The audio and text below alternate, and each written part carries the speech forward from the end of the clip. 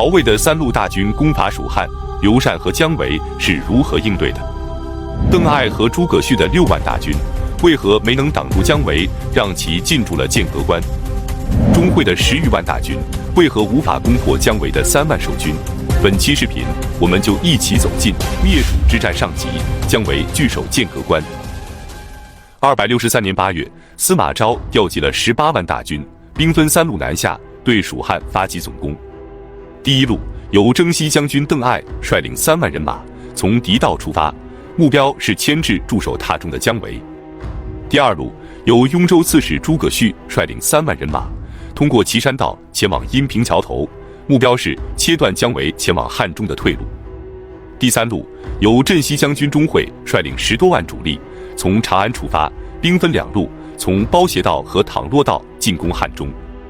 同时任命魏冠为监军，持节监督诸军。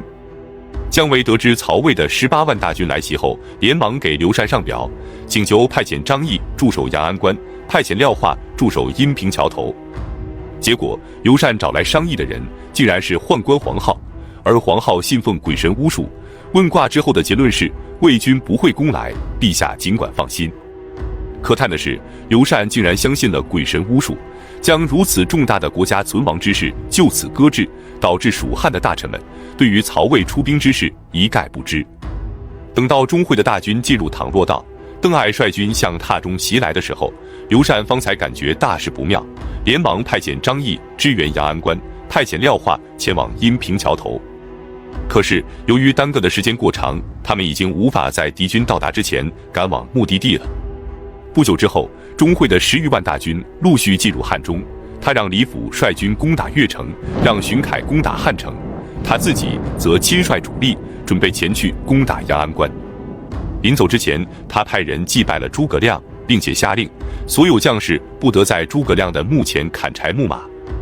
之后他让护军胡烈率军先行前去攻打阳安关。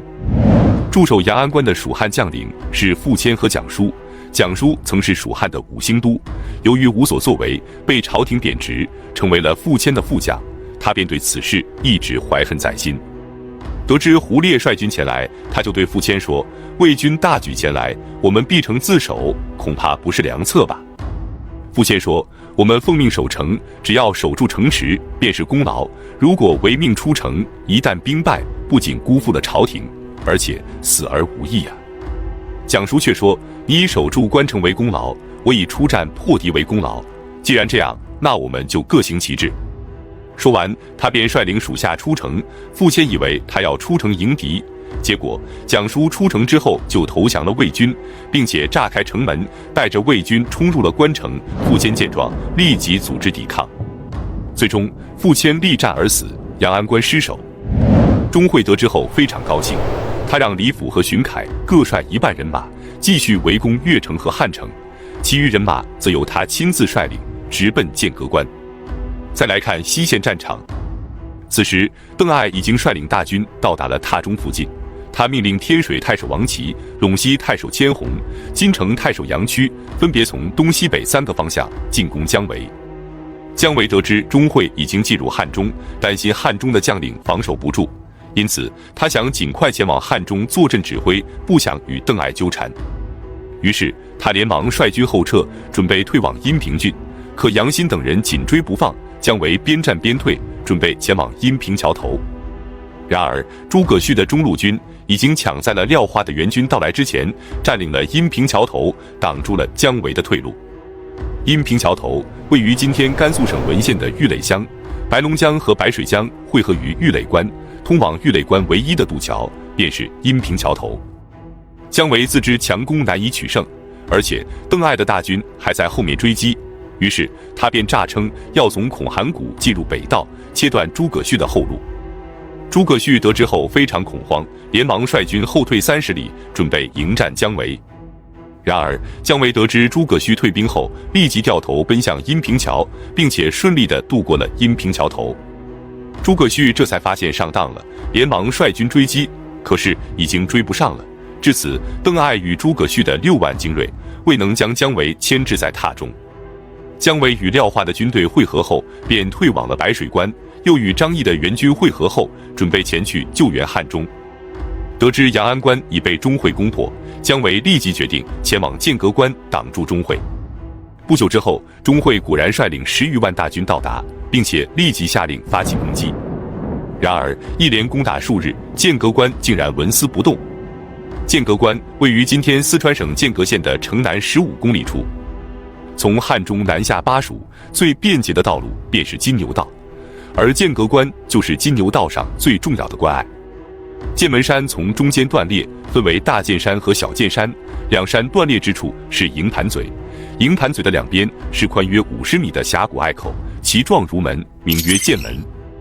诸葛亮在任时，在这里垒石为关，修建了剑阁关。剑阁关的特点是北陡南缓，北坡是非常陡峭的悬崖峭壁，不仅攀登难度大，工程器械更是无用武之地。而且由于隘口狭窄，容纳不下钟会的10几万大军集中攻打，兵力的优势就发挥不出来。而南坡则相对平缓，守军可以顺利的运兵和运粮，关隘以南还有大片的平地，适合屯田，使剑阁关具备了耕战合一的条件。关隘两边还有取之不尽的石头，可以制成滚石，用以攻打进攻的敌军。东边虽然也有隘口，但更为狭窄，只有不到20米宽，不仅乱石嶙峋，无法供大军通行，而且虫蛇众多。最为狭窄之处，同样筑有关隘和敌台，防止敌人从这里绕过剑阁关。李白曾在《蜀道难》里写道：“剑阁峥嵘而崔嵬，一夫当关，万夫莫开。”因此，剑门关变成了扼守金牛道的咽喉，历来就有打下剑门关，犹如得四川的说法。至此，钟会的10余万大军被阻挡在剑阁关下，寸步难行，后面的越城和汉城也久攻不下。至此，姜维敛兵拒谷的策略终于起到了作用。此时魏军的处境是攻关不克，也无散谷，千里运粮，将士疲困。再这样下去，军粮供应不上之时，魏军只能撤兵而回。可他们一旦撤兵，蜀军就会从各个关隘冲出，将魏军围在汉中关门打狗，后果将不堪设想。钟会最后一次发起总攻后，剑阁关依然稳如泰山，他便给姜维写信劝降，可姜维根本不予理会。无奈之下，他只能与诸将商议，准备尽早退兵。然而就在这时，邓艾却给他来信，提出了一个大胆的战术。他准备从阴平郡出发，通过阴平古道前往德阳亭，即今天江油市东北的雁门坝附近。